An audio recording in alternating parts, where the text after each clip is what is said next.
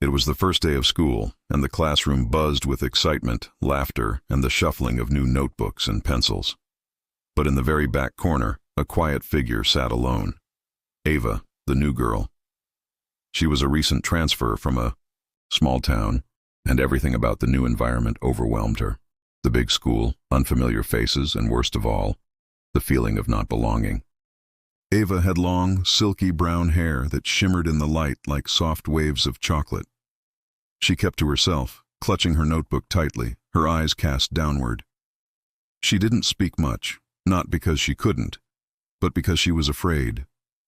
Afraid of saying the wrong thing, of being judged, of standing out for the wrong reasons. She'd moved schools 3 times in 2 years because of her father's job. Making new friends never got easier. Among the students, there were 3 girls who ruled the class like queens: Brittany, Lexi, and Summer. They were popular, loud, and always surrounded by a crowd. To them, Ava was easy prey, shy, quiet, and clearly unsure of herself. She didn't wear the latest shoes, didn't carry a designer backpack, and worst of all, in their eyes, she didn't try to impress anyone. By the 3rd week, Ava was no longer just invisible. She was a target.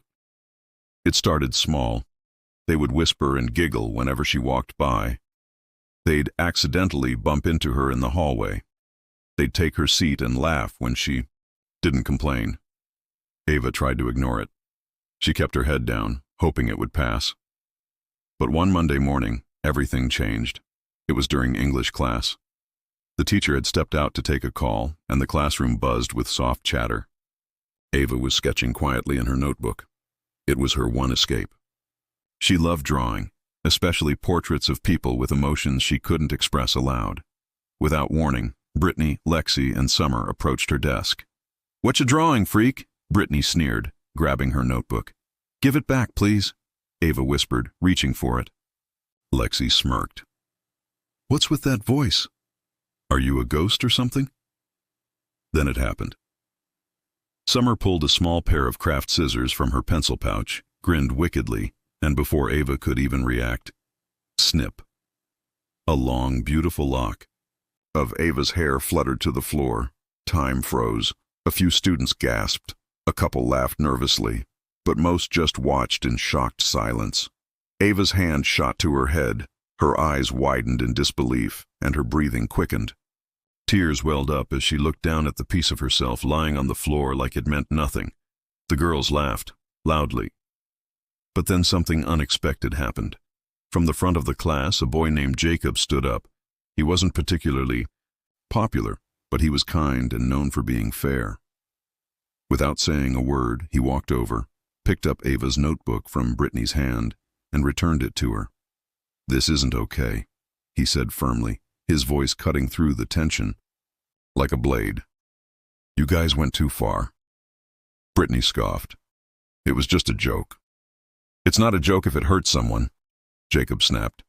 Then another voice spoke up, Mia, the quiet girl from the middle row. "She's right.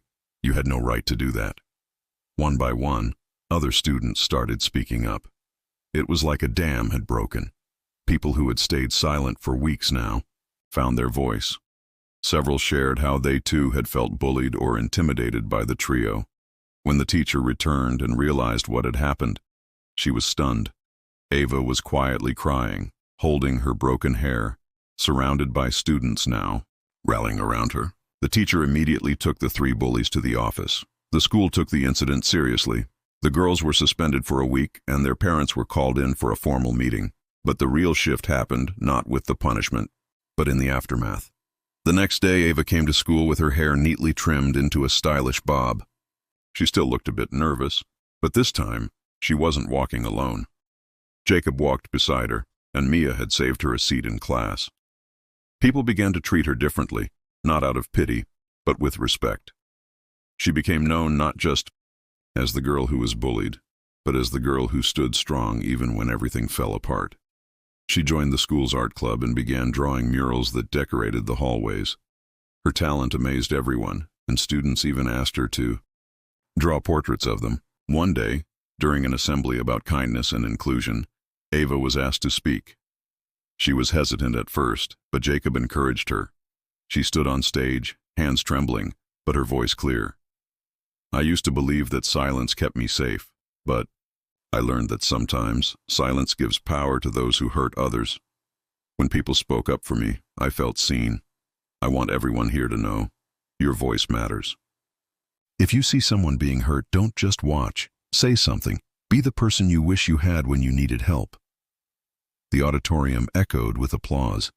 Not polite clapping, but genuine, heart-pounding appreciation. Ava's story spread beyond the school. It became a message of hope, courage, and the power of standing up, not just for yourself, but for others too. In the end, what shocked everyone wasn't just the cruelty of what happened in class that day. It was the strength Ava showed in the aftermath, and how a single act of cruelty sparked a wave of kindness that changed the school forever. Because sometimes, the quietest voice becomes the loudest force for change.